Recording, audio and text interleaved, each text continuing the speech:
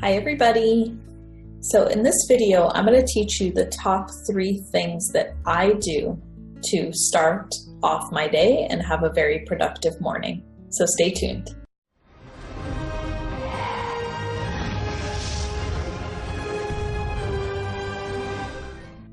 So one of the first things that I love to do to have a really productive morning, and I do these 3 things every single day, no matter what, whether it's a weekday or a weekend or a holiday, no matter what is going on, I always do these top 3 things.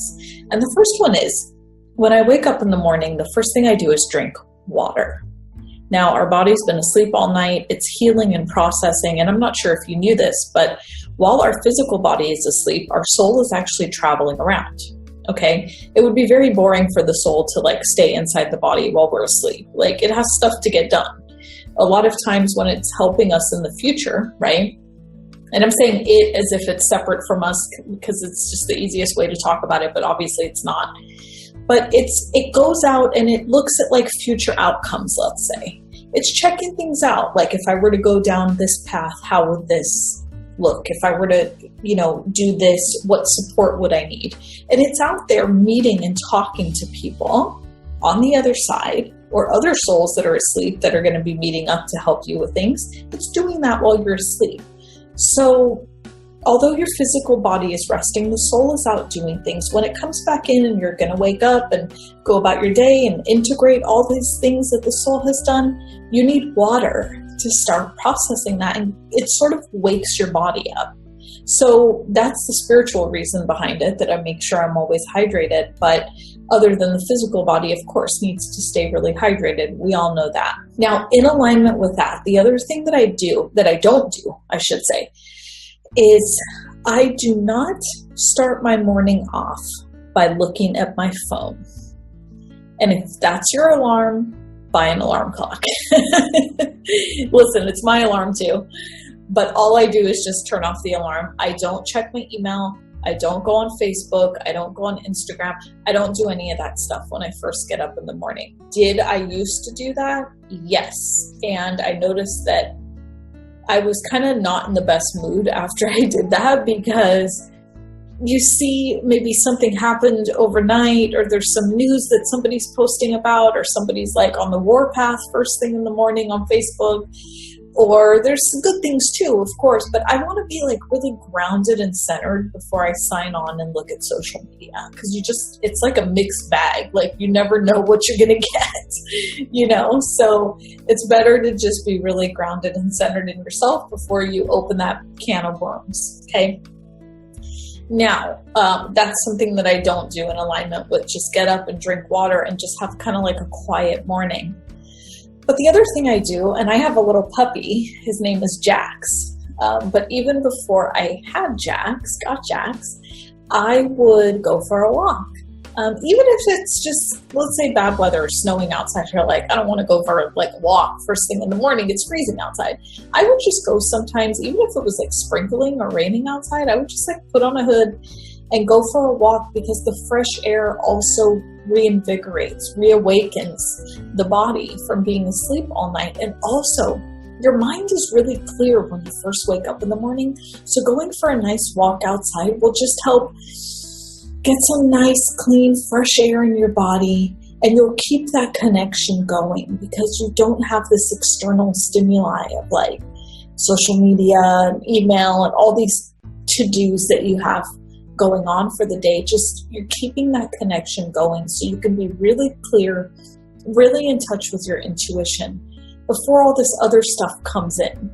And that's really important. You want to be really grounded and centered, so if something does get thrown at you, unexpectedly or expectedly, you can respond from a place of alignment, being really in touch and not reacting. See, responding is different than reacting.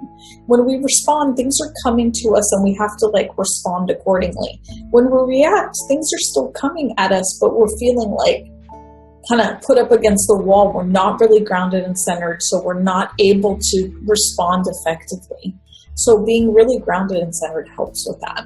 So I like to take a walk first thing in the morning, and Jax, of course, wants to go out first thing in the morning, and he's so excited to see everybody and do everything and smell all the things. So if you have a puppy, or a dog, you know what I'm talking about. They're really something in the morning. At least my baby is. So even if not, find something. Maybe you listen to a podcast. I'm an advocate of like first thing in the morning walking without sort of listening to anything. I think it's really critical to keep that connection open with the universe and just kind of see what messages come to you. But if that's harder for you, feel free to introduce something. Anything that will help you get moving and walking is what matters, okay? Right after my walk is I come back and I sit in meditation for a few minutes. Now, for me, I also do walking meditations. Even when I'm walking Jax, I'm making sure to breathe consciously. I'm breathing in and out to the count of 4. I'm paying attention, being very present, but also paying attention to my thoughts. What's in my mind right now? What am I thinking about? Is there anything weighing on me?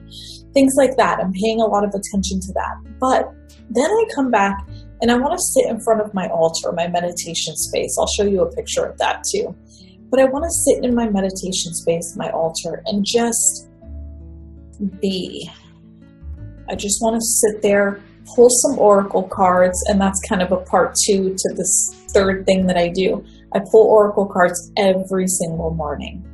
And my questions vary. Sometimes I ask, what can I expect for today? Sometimes I say, what would you like me to know about my day? Sometimes I have a specific question on my mind where I want to ask something and get a particular answer on which direction to go or what's going on with the energy on this situation. So just go with whatever question comes to you. But that coupled with the meditation, see, I like to pull my oracle cards first because then I see the messages and I could just sit quietly in meditation and see what additional guidance comes through. And guess what, guys? Some days I sit in meditation and like no guidance comes through. And I'm like, oh, okay, well, I guess it's just like that today. I'm not going to get any particular guidance. Or sometimes it's a rest day. And so I'm not really hearing as clearly. And that definitely happens to me on my in-between client days. So like on days when I'm not seeing clients, sometimes it's more like it's a rest day for me. So I'm not necessarily being told like you need to do this and that, the other thing. Sometimes that's okay. So if that happens, like no problem. The point of meditation is just quieting the mind. It's not necessarily to receive any particular guidance. So if you just go into it with that intention, like I'm here to quiet the mind, because when you quiet the mind, messages come in. So you want to just stay focused on that. I hope that helped. I would love to know what your ritual is every morning. And if you don't have one, why not? Did this inspire you to create one? It's very helpful for grounding, like really starting your week, your Monday, especially if you start this kind of intention and you say, okay, especially as I'm shooting this video, it's October 2nd, beginning of the month. So it's a great time to start new habits and do something brand new that's for you, that helps you feel very grounded and centered. So I'd love to hear how you go about your daily ritual. What is it that you do? You might give me some good ideas of things I want to introduce. So comment below and let me know. And I look forward to seeing you on next week's video. Lots of love. Bye.